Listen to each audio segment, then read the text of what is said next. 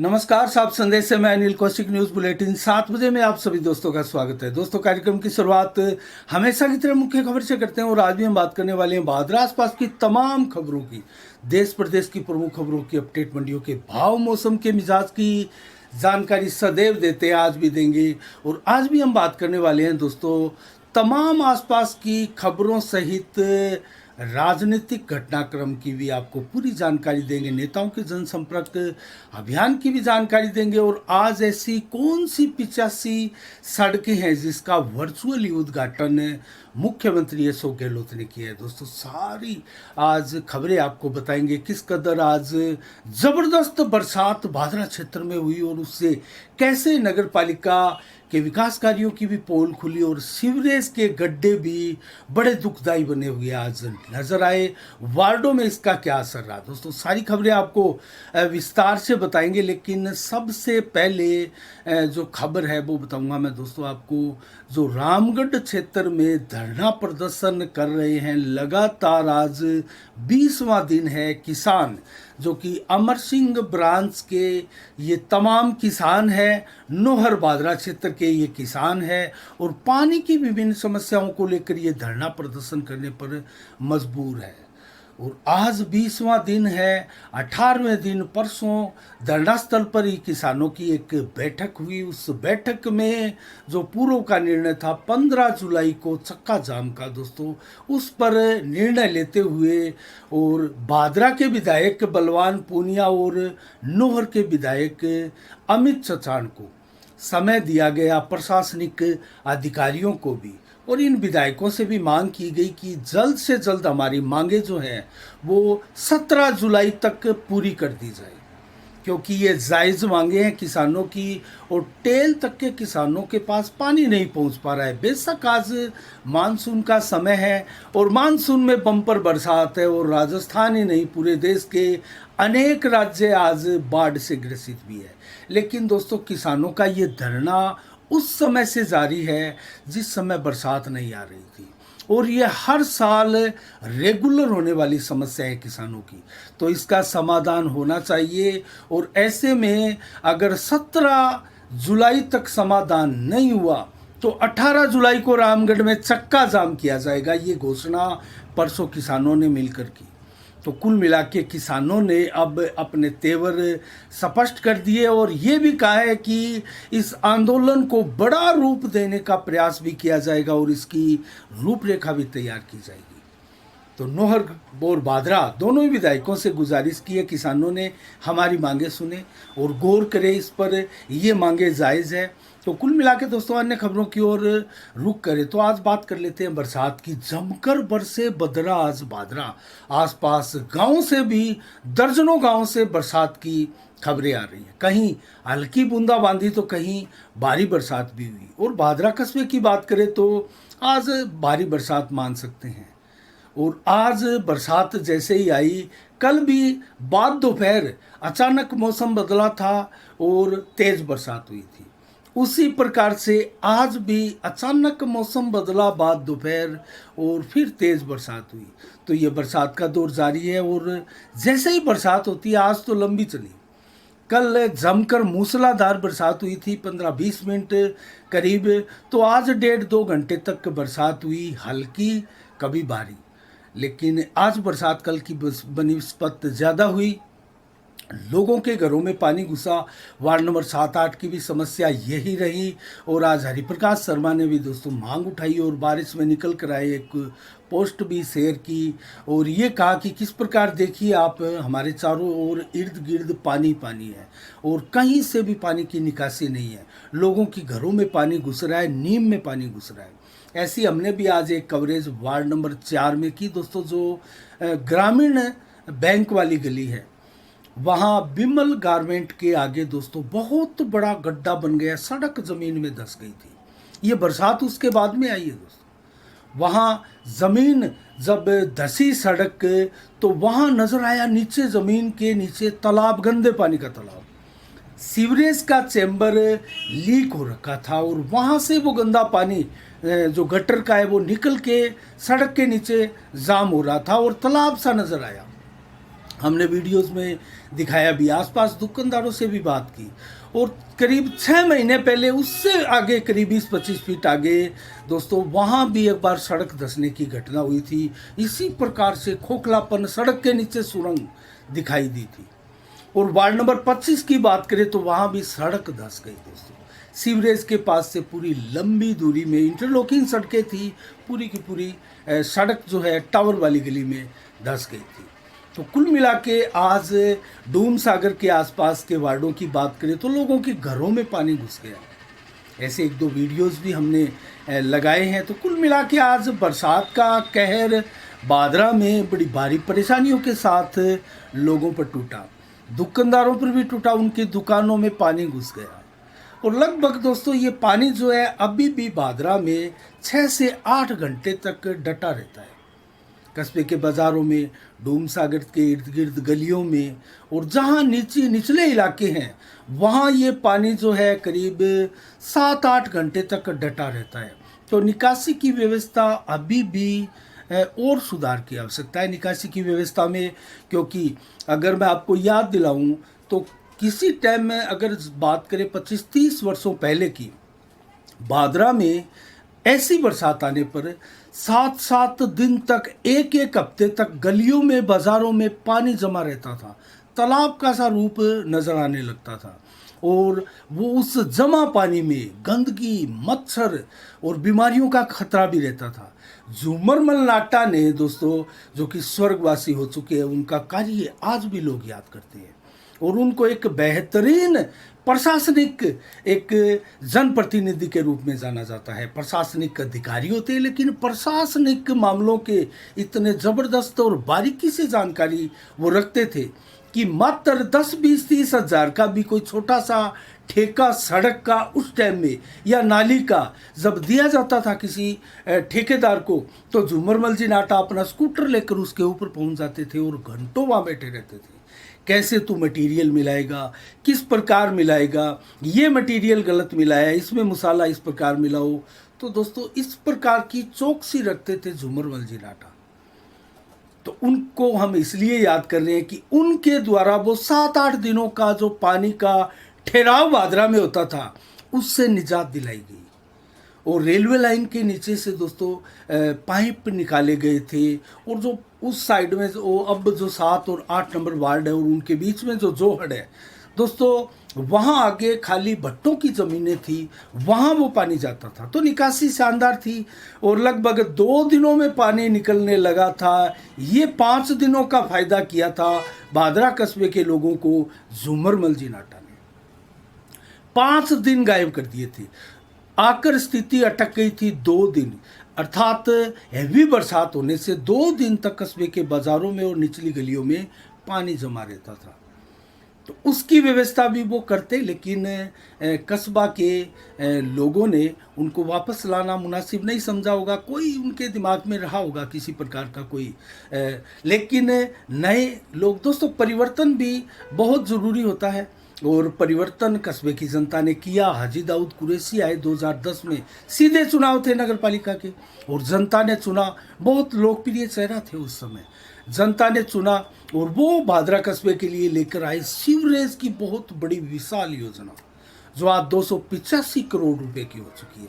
उस समय 100 करोड़ की लेकर आए थे, जो कि बढ़ते बढ़ते 3 कंपनियां सीवरेज की चेंज की गई।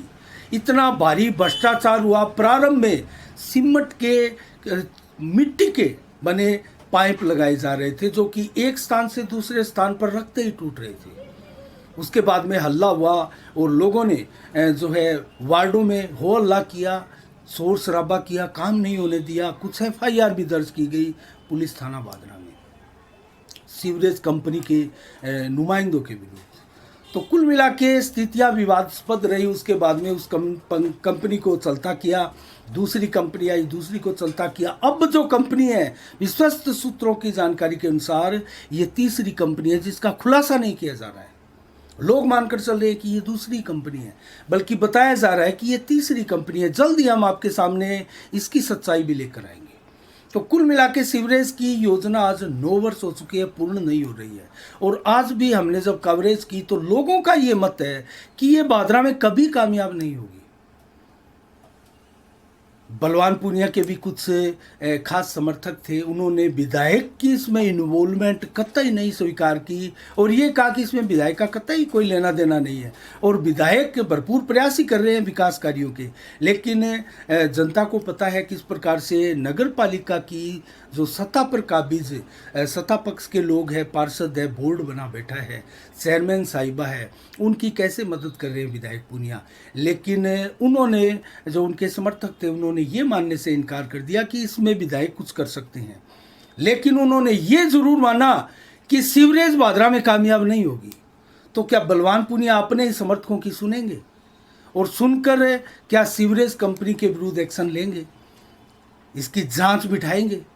क्यों 9 साल से ये सीवरेज पूरी नहीं हुई और आज भी कई वर्ष और लग सकते हैं इनको।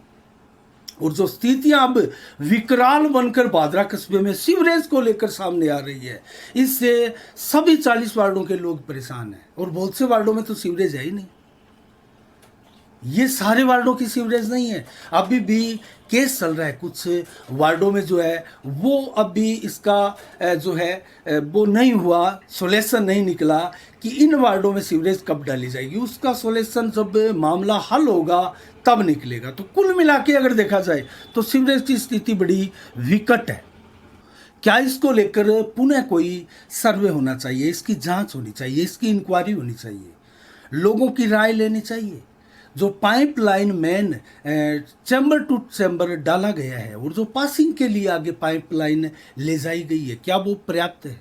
वो पाइपलाइन छोटी बताई जा रही है और लोगों द्वारा, आम लोगों द्वारा मैक्सिमम ज़्यादातर जो शिकायतें आ रही है वो आ रही है कि वो पाइपलाइन छोटी है, वो पाइपलाइन बढ़ाई जाए। तो क्या अब ये संभव है? किसी प्रकार की तब्दीली अब संभव है? दोस्तों ये बहुत बड़े सवाल है जो हम आप पर छोड़ते हैं। और कुल मिला के दोस्तों देखा जाए, अन्य खबरों की ओर रुख करें तो बरसात से आज क्या फ़ायदा हुआ है किसानों को और गांव के लोगों को क्या फ़ायदा हुआ है, इस वक्त मैं आपको मुख्य रूप से बताऊं तो बाजरा, ग्वार, मूंग और मोठ की फसलें हमारे बरानी क्षेत्र में फिलहाल लहरा रही है और भरपूर फायदा है इस बरसात का। एक प्रकार से ये बरसात किसानों के चेहरे खिला देगी और खिला रही है और इससे बहुत फायदा है। बम्पर फसलें होने वाली है दोस्तों बाजरा, ग्वार, मूंग, मोठ की। और अगर नहरी क्षेत्र है, क्योंकि बाजरा में भी नहरी पानी लगता है, तो नहरी क्षेत्र है, वहाँ नरमा की फसल भी ज़बरदस्त और बम्पर हो रही है, इसमें कतई कोई दो राय नहीं है। तो बाजरा में जो आसपास गांव में बरसात हुई है, कुछ गांव ऐसे हैं बहुत मामूली बरसात हुई है अभी भी दोस्तों, चाहे कुंजी, घोटड़ा, मलसीसर, गेहूँ आदि गाँवों की बात करें, कुछ हल्की बरसात यहाँ हुई है।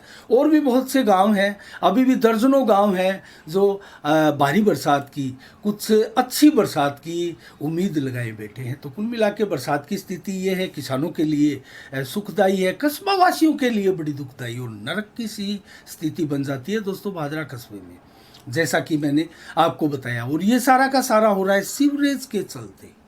गंदगी सड़कों पर पसर जाती है और जो पानी है उसमें भी गंदगी मिक्स होकर आती है और उसी में चलते हुए लोग आवागमन करने को मजबूर होते हैं। तो कुल मिला के दोस्तों देखा जाए तो स्थिति सीवरेज को लेकर बहुत भयावह और विकट है। अब हम बात करेंगे दोस्तों मुख्यमंत्री जो लगभग 85 सड़कों का आज वर्चुअल उद्घाटन मुख्यमंत्री ने किया, वो कौन कौन सी सड़कें हैं, किस क्षेत्र की है। बाजरा की भी सड़कें बताई जा रही है दोस्तों। बलवान पूनिया जरूर जयपुर में अभी विद्यमान है। कल बलवान पूनिया ने जो बजट सत्र की शुरुआत हुई थी तो राष्ट्रपति द्रौपदी मुर्मू ने वहाँ संबोधित भी किया था विधानसभा को और उसके बाद में गुलदस्ता भेंट करके बलवान पूनिया ने राष्ट्रपति द्रौपदी का स्वागत भी किया था। तो कुल मिला के बात करें तो बलवान पूनिया तो अभी जयपुर में है, लेकिन आज वर्चुअली पीडब्ल्यूडी के अधिकारी भी इसमें मौजूद रहे और छोटे मोटे कोई जनप्रतिनिधि भी शामिल रहे होंगे और ऐसे वर्चुअली उद्घाटन आज मुख्यमंत्री ने किया। लेकिन एक चीज़ का मैं जिक्र करना चाहूँगा दोस्तों, जो वर्चुअली उद्घाटन मुख्यमंत्री ने किया उनमें राजगढ़ बाजरा की सड़क को शामिल किया गया, ऐसा बताया जा रहा है। तो क्या राजगढ़ बादरा की सड़क का वर्चुअली 1 जून को जो उद्घाटन मुख्यमंत्री ने किया था उसमें शांतिलाल धारीवाल भी शामिल थे, तो क्या वो पर्याप्त नहीं था? उससे पहले 24 मई को बलवान पूनिया ने जेसीबी के नीचे नारियल तोड़कर उसका उद्घाटन किया था, शुरुआत की थी, क्या वो पर्याप्त नहीं था कि तीसरी बार उसका उद्घाटन करना पड़े? दोस्तों, आज 1.5 महीना हो गया उस सड़क का कार्य प्रारंभ नहीं हो रहा है। ऐसा क्यों? क्या सिर्फ उद्घाटन पर उद्घाटन और इसी प्रकार से वर्चुअली या मौखिक रूप से या इस प्रकार से उद्घाटन ही होते रहेंगे, काम नहीं होंगे? ये बड़ी बात है। तो कुल आज जिन 85 सड़कों का वर्चुअली शिलान्यास से उद्घाटन किया गया दोस्तों, वो करीब 43 करोड़ रुपए से स्वीकृत सड़कें हैं और उनका पंचायत समिति भवन हो, राजीव गांधी केंद्र हो, इन केंद्रों पर लोग वर्चुअली बैठकर इसका उद्घाटन किया और बड़ी संख्या में लोग इसमें शामिल भी हुए। इसके अलावा दोस्तों बात करें अन्य खबरों की तो लगभग बादरा के बिरानी थाना क्षेत्र अंतर्गत करीब साइबर क्राइम के तहत साइबर पोर्टल पर दोस्तों लगभग ऐसे 12 मोबाइल गुम होने की जो है एफआईआर लॉन्च की गई थी, दर्ज की गई थी, जिसको लेकर बिरानी की थाना अधिकारी कविता पूनिया ने तत्परता से और शानदार नेतृत्व करते हुए हनुमानगढ़ साइबर क्राइम की मदद के साथ इनका पता लगाया और दोस्तों सारे के सारे 12 के 12 मोबाइल फ़ोन जो है बरामद किए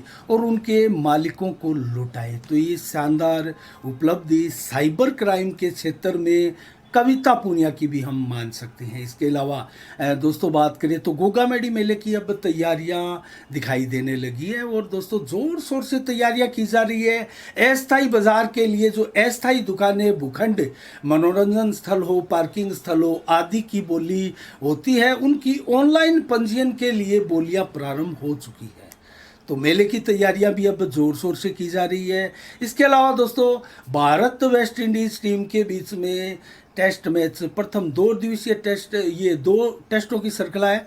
प्रथम टेस्ट 4 दिन में पूरा हो गया और वेस्ट इंडीज पहले खेलते हुए 150 रन पर ढेर हुई, दूसरी पारी में 130 रन पर ढेर हुई और भारत ने खेलते हुए 421 रन बनाए थे और लगभग एक पारी और 141 रनों से पहले भारत ने बनाए थे।